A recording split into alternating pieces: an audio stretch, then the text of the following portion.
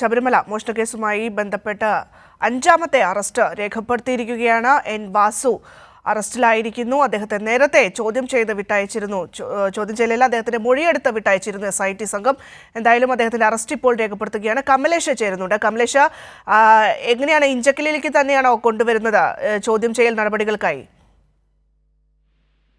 ഭദ്ര, തീർച്ചയായും ഇഞ്ചക്കലിലുള്ള ഓഫീസിൽ, ഈ ക്രൈംബ്രാഞ്ച് ഓഫീസിൽ തന്നെയാണ് കൊണ്ടുവരിക. നിലവിൽ ഇപ്പോൾ അല്പസമയം മുൻപാണ് എൻ വാസുവിന്റെ അറസ്റ്റ് രേഖപ്പെടുത്തിയിട്ടുള്ളത്. വളരെ പെട്ടെന്ന് തന്നെ എൻ വാസുവിന്റെ മെഡിക്കൽ ഉൾപ്പെടെ, അതായത് ആരോഗ്യ പരിശോധന ഉൾപ്പെടെ നടത്തിയതിനു ശേഷം കോടതിയിൽ എത്തിക്കും എന്നാണ് നമുക്കിപ്പോൾ മനസ്സിലാക്കാൻ കഴിയുന്നത്.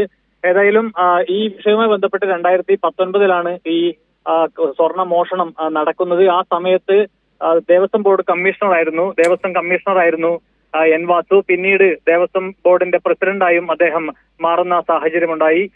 ഏതായാലും ഈ നിലവിൽ ഇപ്പോൾ ഭദ്ര സൂചിപ്പിച്ചതുപോലെ തന്നെ അഞ്ചാമത്തെ അറസ്റ്റാണ് ദേവസ്വത്തിലെ ഈ ശബരിമല സ്വർണ്ണ മോഷണവുമായി ബന്ധപ്പെട്ടിപ്പോൾ പ്രത്യേക അന്വേഷണ സംഘം നടത്തിയിട്ടുള്ളത് എന്നതാണ് നിലവിലെ സാഹചര്യം. നേരത്തെ തന്നെ ഉണ്ണികൃഷ്ണൻ പോറ്റി ഉൾപ്പെടെയുള്ള ആളുകളെ അറസ്റ്റ് ചെയ്തിട്ടുണ്ട്. മുരാരി ബാബുവിനെ അതിനുശേഷം അറസ്റ്റ് ചെയ്തു. ഏറ്റവും ഒടുവിൽ KS ബൈജു ഉൾപ്പെടെയുള്ള ആളുകളെ അറസ്റ്റ് ചെയ്തു. ഇവരെല്ലാവരും ഉദ്യോഗസ്ഥരാണ് എന്നുള്ളതാണ്. നിലവിൽ ഇപ്പോൾ ദേവസ്വം കമ്മീഷണർ അതിനുശേഷം ദേവസ്വം ബോർഡ് പ്രസിഡന്റ് ആയിരുന്ന എൻ വാസുവിന്റെ അറസ്റ്റ് കൂടി പ്രത്യേക അന്വേഷണ സംഘം രേഖപ്പെടുത്തുകയാണ്. ഇത് ഏറ്റവും നിർണായകമായ ഒരു നീക്കം കൂടിയാണ് അന്വേഷണ സംഘത്തിന്റെ ഭാഗത്തു നിന്നും ഇപ്പോൾ ഉണ്ടായിട്ടുള്ളത് എന്നതാണ് ഏറ്റവും പ്രധാനപ്പെട്ട കാര്യം. ഈ വിഷയത്തിൽ ഇന്നിപ്പോൾ വളരെ പെട്ടെന്ന് തന്നെ ഈ മറ്റ് നടപടിക്രമങ്ങളെല്ലാം പൂർത്തിയാക്കിയതിനു ശേഷം, മെഡിക്കൽ ഉൾപ്പെടെയുള്ള പരിശോധനകളെല്ലാം പൂർത്തിയാക്കിയതിനു ശേഷം റാന്നിയിലെ കോടതിയിലേക്ക് ഇന്ന് തന്നെ പ്രതിയെ കൊണ്ടുപോകാനുള്ള സാധ്യതയാണ് കാണുന്നത്. ഭദ്ര, തീർച്ചയായും കമലേഷ്, ഒപ്പം തന്നെ മറ്റൊരു പ്രധാനപ്പെട്ട കാര്യം കൂടിയുണ്ട്. ആരൊക്കെ തെറ്റ് ചെയ്താലും അവരെ ഒന്നും തന്നെ സംരക്ഷിക്കില്ല എന്നൊരു നിലപാട് സർക്കാരിനുണ്ട്.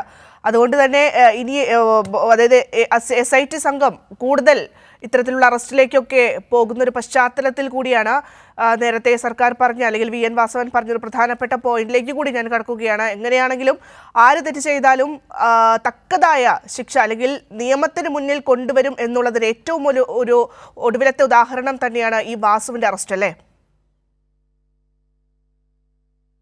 തീർച്ചയായും ഏറ്റവും നിർണായകമായ ഒരു ഘട്ടത്തിൽ തന്നെയാണ് നിലവിൽ ഇപ്പോൾ ഈ കേസ് ഉള്ളത്. നേരത്തെ തന്നെ ഈ കേസുമായി ബന്ധപ്പെട്ട് ദേവസ്വം മന്ത്രി ഉൾപ്പെടെ VN വാസവൻ ഉൾപ്പെടെ വളരെ കൃത്യമായി പറഞ്ഞിട്ടുള്ള ഒരു കാര്യം എന്ന് പറയുന്നത്, ആര് ഈ അയ്യപ്പന്റെ സ്വർണം ആര് മോഷ്ടിച്ചാലും അവരെ മുഴുവൻ ആളുകളെയും നിയമത്തിന് മുന്നിൽ കൊണ്ടുവരും എന്നതാണ് നേരത്തെ തന്നെ സർക്കാരും മുഖ്യമന്ത്രിയും അതുപോലെ തന്നെ ദേവസ്വം മന്ത്രിയും എല്ലാം തന്നെ ആവർത്തിച്ച് വ്യക്തമാക്കിയിട്ടുള്ളത്.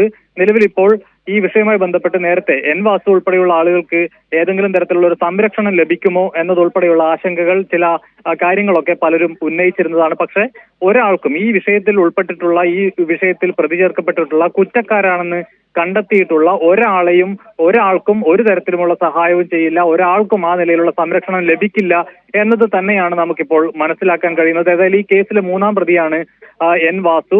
നേരത്തെ ഈ സംഭവം നടക്കുന്ന ഘട്ടത്തിൽ ദേവസ്വം കമ്മീഷണറായി പ്രവർത്തിച്ചിരുന്ന ആളാണ്. പിന്നീട് ദേവസ്വം ബോർഡ് പ്രസിഡന്റായിരുന്നു.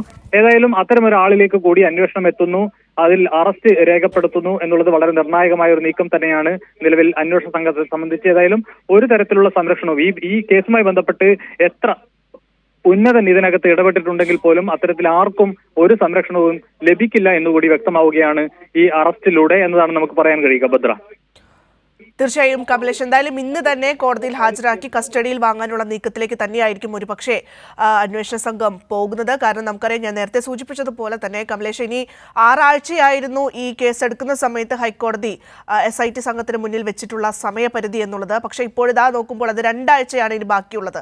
അതിനിടയിൽ ഒരു മണ്ഡലകാലം കൂടി വരുന്നുണ്ട്.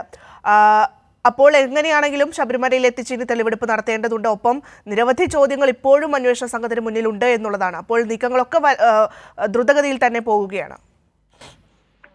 തീർച്ചയായും വിഷയവുമായി ബന്ധപ്പെട്ട് വളരെ ത്വരിതഗതിയിലുള്ള ഒരു അന്വേഷണം തന്നെയാണ് പ്രത്യേക അന്വേഷണ സംഘം നടത്തുന്നത് എന്ന കാര്യത്തിൽ യാതൊരു തർക്കവുമില്ല. വളരെ പെട്ടെന്ന് തന്നെ ഈ പ്രതികളുടെ ചോദ്യം ചെയ്യൽ ഉൾപ്പെടെ വളരെ കൃത്യമായി ശാസ്ത്രീയമായ ചോദ്യം ചെയ്യലിന് പ്രതികളെ വിധേയമാക്കുന്നു. അതിനുശേഷം ഒന്നൊന്നായി അറസ്റ്റ് ചെയ്യുക. ഈ മൊഴിയുടെ ചുവട് പിടിച്ച് തന്നെയാണ്, അല്ലെങ്കിൽ മറ്റ് രേഖകളും തെളിവുകളും ഒക്കെ പരിശോധിച്ചതിന് ശേഷത്തിൽ അതിന്റെ അടിസ്ഥാനത്തിൽ തന്നെയാണ് കൃത്യമായ അറസ്റ്റുകൾ പിന്നീട് ഉണ്ടാകുന്നത്.